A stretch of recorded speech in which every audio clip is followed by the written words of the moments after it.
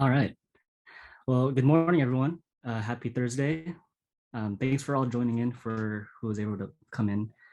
For those who can't, we will be posting this up afterwards. So if you have the time to check it out, I'd be happy for you to see what it's all about.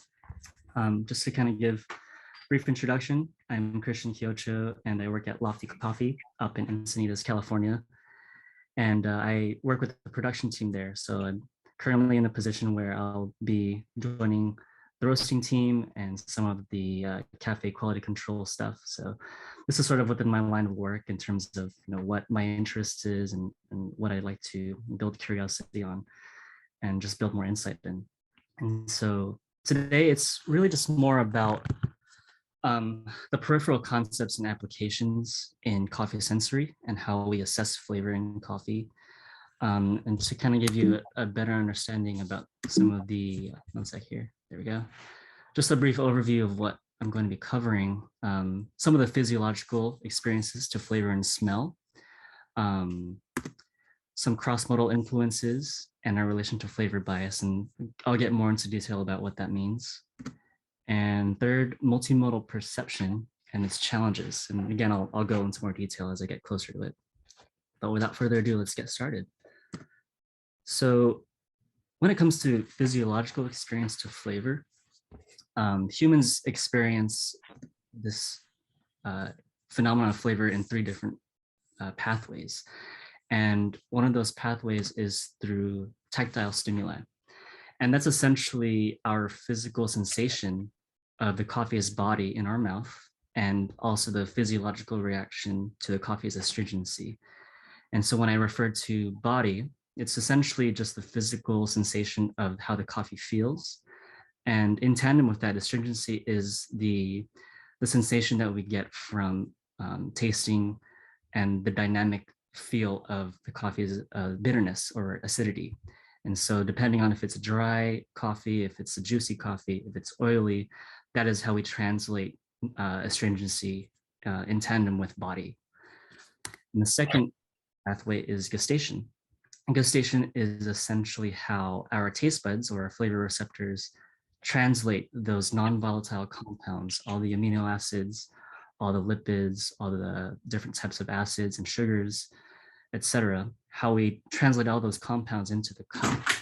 And so it's essentially the vehicle, the function and the vehicle for how we can perceive those flavors. And lastly, third is our retronasal pathway. And this one is interesting. I feel like maybe this one is not as seen as not as sought over as it should be. But it's essentially humans, it's a human's other sense of smell. Whereas other animals, other mammals, their snouts are protruding outwards further beyond their mouth. They are more keen to their olfactory senses, whereas us, we almost have an equal plane of our nasal passage and our mouth passage. And so for that reason, we've evolved into this being of understanding smell through our mouths. And for example, when we're cupping and when we're slurping or when we're sipping on coffee, we initiate this pathway by ingesting through our mouth. And when we breathe out, we perceive these flavors of the coffee. So once you pretty much, when you've pretty much spit out the cup, or if you decide to take a sip and ingest it, we inherently breathe out and we experience these flavors. So it's almost like a reversal of our olfactory nerves and our olfactory stimulation. So I thought that was interesting. I think whenever it comes to cupping or assessing flavor, keep that in mind whenever you are assessing your cup of coffees, just to kind of see how that experience goes. And even in food, I think food is a good way to kind of understand the flavors. And that's why you see chefs always tasting their foods. It's not just because they want to taste it, but it's to get a better assessment of the consistency or what they're looking for in their profiles of food. And another topic here is on odor imagery. Odor imagery is essentially our smell memories, which are linked to emotions. And those emotions are essentially influenced by our own personal experiences. A good example of this is just the idea of nostalgia, like what or what experiences have you had in your life that help you associate moments in your life, whether it's smell from ambient temperature in the streets, from gasoline, or the smell of going into Chuck E. Cheese as a kid. What moments do you smell, or just things that kind of pop up in your brain? And so to kind of give you an example in coffee, um, a great example of this is vanilla, right? Vanilla is such a prevalent ingredient in a lot of food and beverage. But we don't realize that it essentially comes from the fragrant compound of vanillin. But the fact that it's so prevalent, we've decided that vanilla is its own imagery. Like the imagery of vanilla is that it's sweet, is that it's in various desserts and baked goods. And so imagining vanilla and how it is associated with those compounds and how you can kind of use that component in tasting coffee. Um, and another example is, I'm sure for a few people who roast here, you might understand what I'm talking about here. Basically, if you don't understand what chaff is, it's the parchment that is released from roasting coffee, and essentially it's pushed into a receptacle, and all of that dry parchment is basically vacuumed out every time you go through a roast cycle throughout the day. But for those of you who do know what this is, we often clean it out. And when we smell this bucket, this receptacle, I don't know if you might associate with this as well, but I often associated the fragrance of like freshly baked loaves of bread. And a lot of that is even resemblant in the roasting process when we go through the different stages of drying, yellowing, and first crack. And so we go through this stage of, it's essentially the same thing. And so I noticed that whenever I open up that bucket of chaff, it gives me that strong, pungent smell of roasted coffee, but also in baked loaves of bread. So I find that interesting whenever I find myself, cleaning out the chaff. But another example is some wash green coffees, some wash processed green coffees have almost an earthy and grassy fragrance. Um, and if you've ever opened up a jute bag of green coffee, specifically in washed green coffees, you might find that it's reminiscent of petrichor. And that's essentially the association of rain making contact with soil. In some cases, rain making contact with cement or asphalt. And it's that particular smell that we get from rain. And whenever I think about my initial reaction to smelling a green coffee bag, specifically in wash processes, I noticed that it has almost this mountainous, dewy smell, and I'm immediately transmitted into this environment of forestry and rich green pastures. I always find that interesting whenever I'm opening up a new bag, just getting an imagery of where I'm at in this region, what this place could look like or smell like. And then you kind of contrast that with some natural processed green coffees, which have more of a fruit forward, almost sweet fragrance. It's a very pleasant smell if you've ever had to, get a chance to smell a bag of green Ethiopian coffees, for example, ones that are natural. They're just very, very pleasant to smell, very rich and sweet. And I just thought that was an interesting stark contrast to other coffees that are in green form. So moving on to a different topic here, cross-modal effect. This is, I think this is an interesting phenomenon when it comes to associating flavor experience in coffee. And it's essentially the perception of one sensorial attribute in tandem with another one. And I think to kind of elaborate on this, we humans have the ability to associate taste through audio-visual perception.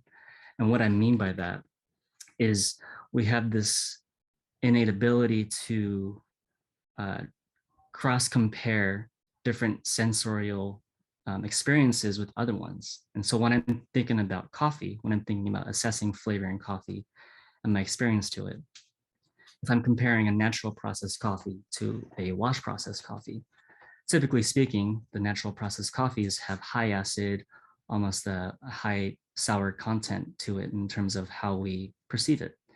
as opposed to a washed coffee. It might have a low acid, a little more consistent with sweetness. And I might associate these things with the way I view it in my head mentally. So when I think about a high acid natural processed coffee, I almost feel like the flavor and the experience that I have with it is very loud, very sharp, very dynamic, as opposed to a washed coffee, which might be more mellow, a little more well-rounded. And so just having those cross associations when it comes to assessing flavor, I think it enhances your experience whenever you take a sip of your coffee, whenever you taste it in the cupping table, etc. And I think cross-modal influences are quite prevalent in many sectors of the industry, especially for the consumer. And when it comes to the consumer, there there seems to be a lot of uh, influence in the way that they experience the coffees, and it's pretty common in that sense because you want them to have an experience, right? And usually, whenever we have an experience in a cafe or experience the cup at home, we tend to have our own biases in terms of how we experience those coffees. So when it comes to flavor bias, cross-modal influences, they really can't be conditioned out of humans. It's even if it's from a professionally trained taster. And for that reason, it's just so innate for not just the consumer, but for everyone to create these tendencies. The way that we perceive the cup and the way that we drink it out of. The average consumer isn't going to think about these things. They're not going to think about these flavor biases that are introduced to them. But as someone, for me, who is attentive to my experience with tasting coffee, I often pay attention to a lot of factors whenever I'm drinking coffee, especially if it has to do with the vessel that I'm drinking in. What's the volume of the cup? Is it small? Is it big? What are the colors? What are the dimensions? Is it, is there a different type of taper to the cups that you're drinking out of? And especially in color. Color is a huge influence in the way that we perceive coffee. For example, if you have, a yellow demi-tasse latte cup, a consumer might not realize it, but they might associate this color with something that's very citrusy, something that's very bright and vivacious, as opposed to something that's maybe pink or red. Within that spectrum, might associate that with sweetness and just the candy sweetness that you experience from it, the association of those colors and candy. Even something as minute as ergonomics. How do you hold the cup? Is there a handle? Is there no handle? Do you have to use two hands? Sitting with the cup and being with the cup is these things, these intended purposes, of like, where is this liquid going to be transformed into, and how are we going to experience that? And so just small things that I think about whenever I go to a cafe or every time I go to someone's house and experience coffee through their hospitality or service. It definitely makes a huge impact on the person who's consuming the beverage. Contrast to that, how do we minimize that flavor bias in the industry and as a professional in the cupping table? I think this is important because if we're talking about finding consistency in a cup, if we're talking about articulating a certain profile in a roast, we want to implement a neutral, non-biased approach for that reason. A tasting environment that minimizes any type of variable, any predisposed factors that might alter those perceptions of the coffee's flavor. And it's not to, say that, coffee has to be serious. And it's more to just, find a way to minimize or isolate variables in order to get an objective result and to understand how to move forward with it, how to improve the coffees without any interference of biases. And so I think having that discipline of being more neutral and non-biased is important to developing your type of profile, to developing your type of roast. I'm just going to give you some examples of tasting rooms here, for example. So like this is the first one that I wanted to give. It's a pretty standard room. Like there's not a lot going on. It's you got your setups, you got your countertops. But just looking at the room, I'm looking at things that maybe I might be distracted by, or maybe things that might feel a little bit encumbered. Just the spatial environment, the atmosphere that I'm in, and considering what's around me when I'm tasting coffees, when I'm assessing coffees. Is it with people? Is it by yourself? If it's for me, my personal preference, I probably wouldn't use these chairs. Just sitting itself, it makes an influence in how you taste coffee. And so I think maybe minimizing that space and trying to feel more inclusive with the cups and the bean samples. These are things that might influence you. Here's an example of color and how color is coordinated in certain spaces. We generally see some cool tones here and some contrasting warm tones, but being in this type of environment, you might be introduced to certain cross-modal influences that maybe feel like, more keen to coffees that are more muted or subtle. Maybe they're more well-rounded as opposed to, very bright and high in acid. So like things like this, I think it's a little bit minute, but it definitely makes a difference in terms of how you perceive coffees in your environment. Even such as examples of supplemental materials and visual aids, are they conducive to your environment? And if so, then how do you introduce that? How do you supplement that for the tasters? This is an example of probably what I think is a little bit more ideal in terms of how you can minimize that bias, that influence in your environment. A room that is spacious, a room that is minimal in terms of its use of space. Obviously, I mean, there's a really nice painting on the wall here, but I think for the most part, it pretty much hits every prerequisite that I'm looking for in my environment. I'm trying to minimize that bias. You have white walls that don't have any distractions. You are centered toward this table that is primarily for the tasting environment, the assessment of the coffees. Even such as the drawers, just how flushed it is with the countertop. Not a lot of distraction is happening here, and I think the way you set this mentality of trying to isolate yourself with the coffees, being more attentive and being more with the substance of the coffee, it helps promote that objectivity and helps you improve your profiles into the way that you'd like it for it to be. And lastly, there's a few slides here.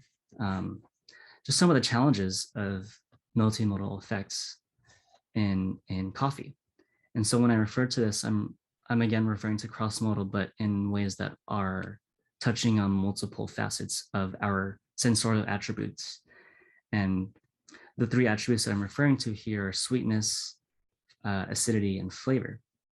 And so when I think about the challenge in sweetness in coffee, typically when we think about sweetness, we often think about the sweetness of table sugar or sucrose concentration, and what does that mean in terms of the sweetness in coffee? Well, it's often misinterpreted because for the most part, the sweet tasting compounds in roasted coffee are hardly present. And therefore we derive those perceptions of sweetness through something else, which is our sweet aromas before we taste the coffees. And so the influence of the sweet aroma in the coffee might set the precedence for the fact that this maybe is a sweet coffee. And sometimes I find that even just because a coffee smells sweet doesn't necessarily mean it's going to be the same level of sweetness. And I've learned that as I try to mitigate that influence, I don't find as much sweetness in coffee sometimes as it is in the aroma. And so just trying to find a way for you as the individual to isolate those variables and isolate those influences, it's important. Second one, acidity. This is a pretty common reference point for coffee, acidity in the coffee. And what do we mean by that in terms of interpreting acidity in coffee? Well, I often hear descriptors of the acidity in coffee being referred by the fruit of whatever it is that they're describing, whether it's an apple, a raspberry, a lychee, etc.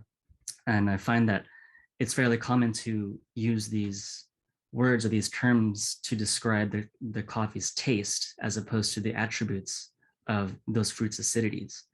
And so to kind of give you an example of what I'm saying here, I think oftentimes I hear this sentence, this, for example, this natural process Ethiopian tastes like strawberries, as opposed to, this natural Ethiopian has a strawberry-like acidity. There's a difference in how that is being articulated, how it's being perceived as a taster and as the person that's being, assessed as such. And so I think kind of having a more proactive way of articulating these things in terms of its acidity in the coffee, it's important because we can definitely create some influences if we tell people, or if we tell people that whether it's a consumer or among your fellow tasters, that this coffee tastes strictly or specifically as the fruit that they are describing. And third, flavor. I think flavor is a huge part, of course, as with many other attributes in coffee, sensory, but when it comes to flavor, we often associate that in tandem with the decreasing temperature of the cup, right? As that timeline of the cup from start to finish in the cupping process, we often assess the flavor throughout decreasing temperature over time. And I find myself uh, in a challenge with this as well, where I'm not too sure if my initial perception of the coffee's flavor is changing over time, or if the coffee itself is just evolving in its own manner, in its own nature. And I find myself questioning, like, okay, so if the coffee tastes different at a certain point in time, does that mean that the coffee tastes best if it's lukewarm, if it's, at a point where I can enjoy this flavor? But if that's the case, then, what does that mean for the natural state of the coffee? And so I think finding yourself in the middle of that, and I think this is something that's still uncertain to me as far as like how I can understand flavor as it decreases over time. Maybe we can have some people talk about that, they have more to say about it. But I think overall, just a takeaway out of this presentation, I think it's more so just being attentive and intentional about your experience with coffee and the way you've tasted, the way you experience the flavor, the way you smell it. I'm hoping that many of you, whether you're new to this information or if it's already been kind of regurgitated, I like to hear some people's thoughts on like how coffee is experienced, how you've experienced coffee throughout your lifetime, and how you decided to create more of an intention with it. But that pretty much concludes the presentation, and I hope that you enjoyed it. Thank you so much, Christian. That was great. I love that everyone's been sort of dropping things in the chat here, and I wonder if anyone has any questions, which you can either, unmute yourself or drop in the chat. Any questions you might have, any comments, anything that stood out to you. If not, just thank you for being here.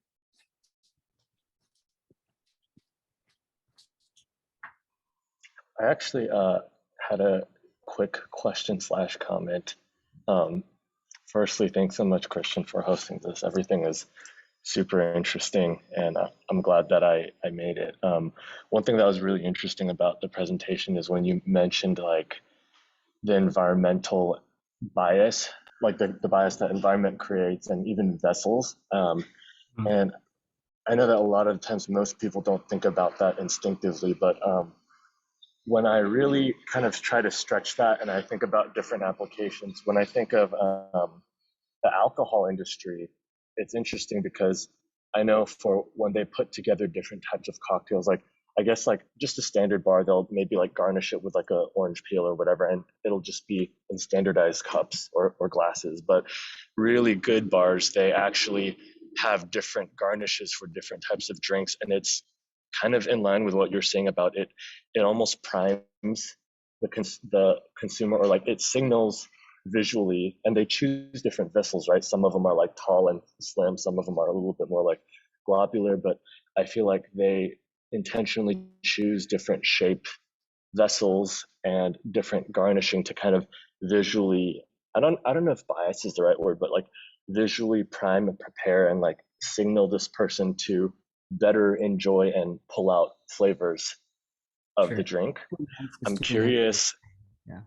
right? I'm curious if this happens like in cafe settings. I know most cafes I've gone to, it's been pretty standard where you're just in an environment and they have standardized cups. Maybe they're nice, but I think, yeah, yeah, it's like that. and Yeah, to go your ahead. point, I think, I wouldn't, be so hard to say like, oh, it has to be, super non-biased. And like, I think at the end of the day, like a cafe experience that's the whole point, right? It's to experience the cafe in the way that the owners and the company and the workers would like for you to experience it as. And so I think when it comes down to it, I think just being more discerning or aware and acknowledging some of the elements that they implement, just to get a better understanding of what it is that they're trying to help you evoke or experience. It I think it just enhances or enriches your experience with the coffee. It makes you feel closer to the way that you experience it. So yeah, that's to your point. Sure, thanks. Yeah. Hi, Christian. Hello. Thank you Hi, Siri. so much. That was such a fun lecture. And I'm cupping currently and actually stopped cupping because I was very distracting to Oh, listen sorry. into this. But I think, oh, no, not very distracting in a good way, where it's just making me kind of think more about going into this cupping, about, I think, the lofty roasting works is not the ideal place to cup. And I think that presents struggles. But I did want to make a comment on how you spoke about the language that we use to describe something like acidity or sweetness. And I find that as roasters, part of our job is to relay this complex idea that this bean has flavors other than coffee flavor.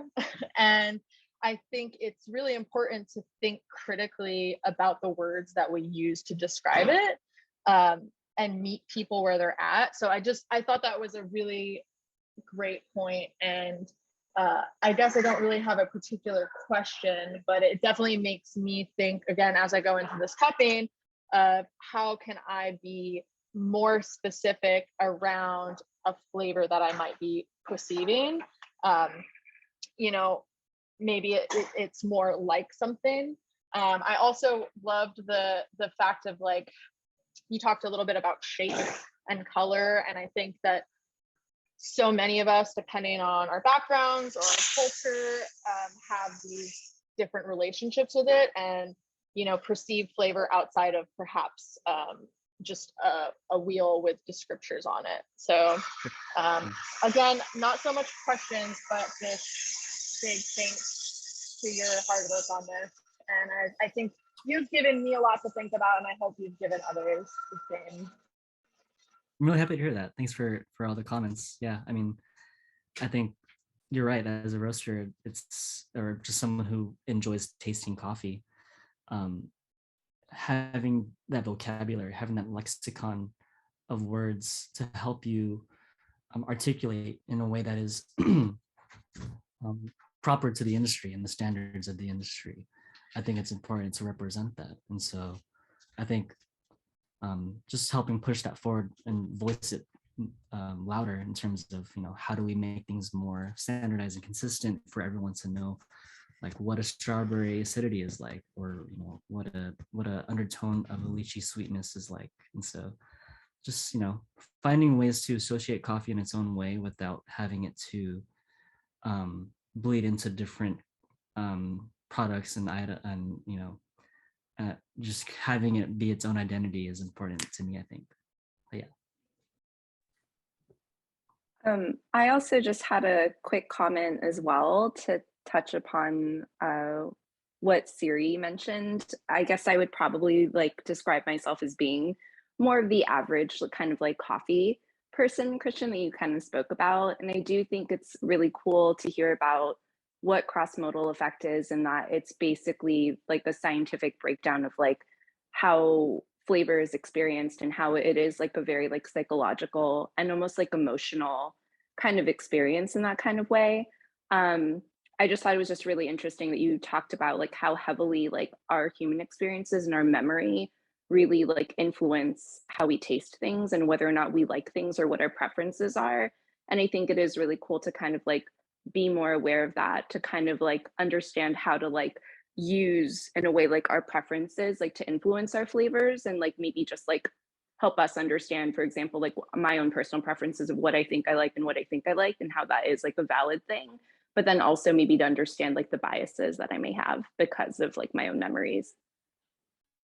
Yeah, that's a good point that you made there. I think, yeah, helping people who are maybe not even involved with this type of work, just having them, I think normalizing the the the syntax of how you experience the coffee is something that I'd like to help push forward for everyone, especially customers who come by and they're always curious about know the discoveries that they find with the coffee, and I always find that so illuminating whenever they find themselves in a moment of discovery with the cup. And I think it's such a beautiful moment where I just know that for them at least, they will from here on out continue to be more perceptive of the coffees that they drink. And that's really just the goal of mine, is to help them more accessible to that type of thinking. So Amazing. Thank you so much again, Christian, and thank you everyone for participating. We will be sharing this recording once I figure out the best way to do that, probably on Google Drive or something like that, but you can absolutely message us if you want it sooner rather than later on Instagram at ST Coffee Network. Or if you want to contact Christian, we will throw up his Instagram too on our Instagram page, so you can pester him with questions. But other than that, I think that we are just about done for today. If there's any lingering questions, again, just shoot them over to the Instagram and we'd be happy to discuss them.